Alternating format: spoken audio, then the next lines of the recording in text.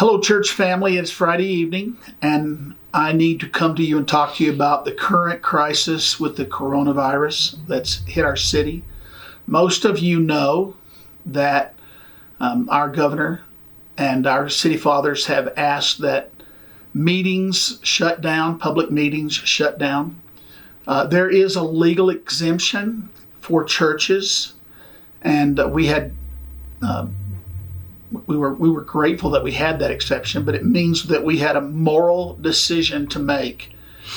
And I have come to the decision that for the short term, it's incumbent upon us to shut down our weekend services. Now this weekend it'll be a little different, and I'll have to clarify all that. But for the short term, we will not be having our regular services. We will not be having our regular meetings. Our youth and young adults will not be going on retreats. We are recommending that you not do your life groups. We are, for the most part, shutting down our public presence for a season to allow this crisis to pass. I have a few things I want to say about it. This has been a really hard decision, but first I need to let you know that short term there's another concern. We are having a conference this weekend. That conference will go on tonight, tomorrow, and even tomorrow night. So that is Saturday night. We will be finishing the conference. You're free to come if you wish. There will be no children's ministry. And so the conference will just be adults and conferees. If your children come, they are in your care. The conference was beginning as this crisis was coming to the forefront. And I made the decision that we would meet. I told you we would be giving you updates. And right now, it's very clear to us that we need to take a pause. Gail, we had some things that helped us make that decision. And I believe a lot in the prophetic word. And so just a couple of weeks ago, there's some history about our church that some of you know, some of you may not know. 7 years ago, our church faced a major crisis exactly this time of the year. We received a prophetic word out of a passage that, Gail, you've taught on. What's that passage?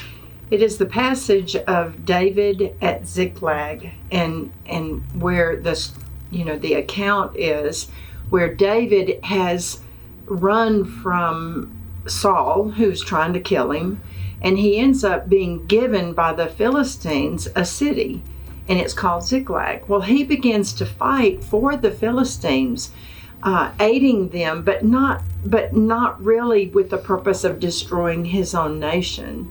So he goes to the king of the Philistine army, and he asks to fight alongside them as they go to war against Israel, but never intending that he would harm his own nation. But the king is pretty smart, and he does not allow David to do that. So David is very disappointed, and the account is like, okay, you know things are bad when the enemy won't even take you with him.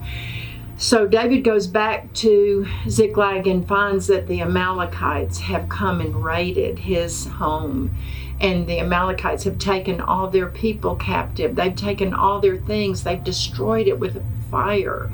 And David is beside himself, distraught. In essence, he lost everything. He lost everything. And the story says that he falls and he cries until he can weep no more.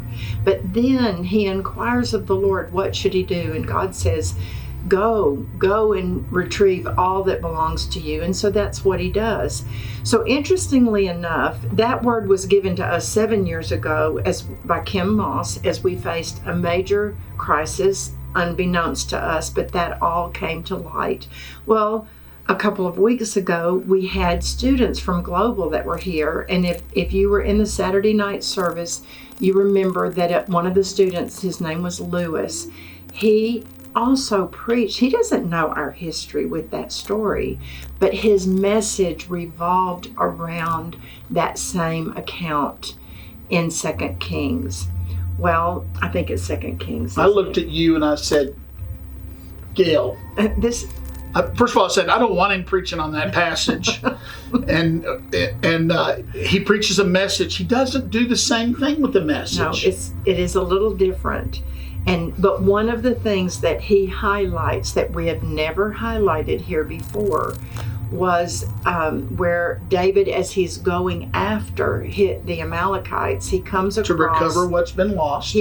He recovers a slave that they have left basically to die. And it is that slave, they nourish him and they get him back on his feet, and he helps them find their people. But one of the points of his message was, be interruptible. Be interruptible. They could have just passed over that guy, let him die there, and paid no attention. But God used that slave to enable David to find and recover all that was lost. So we got a 3-point message from this teacher. He said, get a word from God, obey the word from God, and then that strange thing, be willing to be interrupted, be interruptible. And I looked at Gail and said, what's this going to be? Yeah. Never knowing that 2 weeks later, we would be faced with an interruption that will say, stop what you're doing. Yeah. And so we're going to make a pause, and it'll be hard on us as a church family, but it's going to be a wonderful opportunity. Yeah. You see, there's one other thing that I've thought about a lot. I wanted to call the church to a fast, but hey, you don't call the church to a fast when you're about to have a major conference with Randy Clark. Okay. And so I just let that go. But this week, as Randy's been with us, the Lord's been speaking to me and saying, look at this moment. There will never be a moment like this again. We are having a pause, an interruption in our public life in America. Usually, Americans turn to recreation when something like that happens, but even recreation is being eliminated from the schedule. Yeah. And so here we are in the weeks leading up to Easter. Yeah. And we're faced with a pause. We don't know how long it'll be. But it's an opportunity for you to get the noise out of your life. Yeah.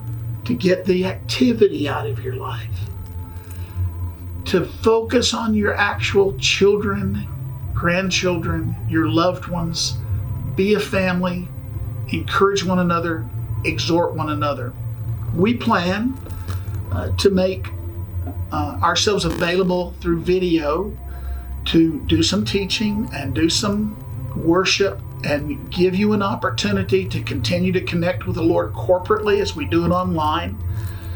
But we're going to take a break from public services. I don't know how long it'll be. We will let you know. And even as we told you that we would be coming with new updates, didn't know it would be 3 days later, or on the third day, if you will. We will continue to do this. We love you. We are available to you. We are reachable. But it is time for us to give our nation an opportunity to heal in like every way. And I just want to emphasize that we're not doing this because we're afraid. No. It's not out of fear. It is out of concern. And we've been researching, we've been reading about the potential of what this could do. And honestly, where my heart is grieved is I don't want to put you at risk, and I don't want to create a mass incident that burdens our healthcare workers. Many of you are healthcare workers, and you're in our hearts. And that's the hardest thing. So we feel like the Lord is saying, make lemonade out of lemons. Let's use this time as a time to rest and rejuvenate our bodies, our spirits, our minds. My encouragement is, please don't just turn on the TV and go about daily life like normal. This is a time when I believe God is giving us an opportunity to be with our families, to be community to those that are in need. Our own daughter was stressed because she couldn't find baby wipes. They have 3 children still that they're using that for, and 2 of her friends just rose up and said, we'll share what we have with you. That's where these sorts of situations, the good in people rises to the surface. So if you're in need, if you see your neighbors in need, let's pull together as a community of faith and show the world what God really looks like by being Jesus, being the hands and feet of Jesus, literally, to our community and to those that are hurting. Obviously, as a staff, we're going to be praying for you.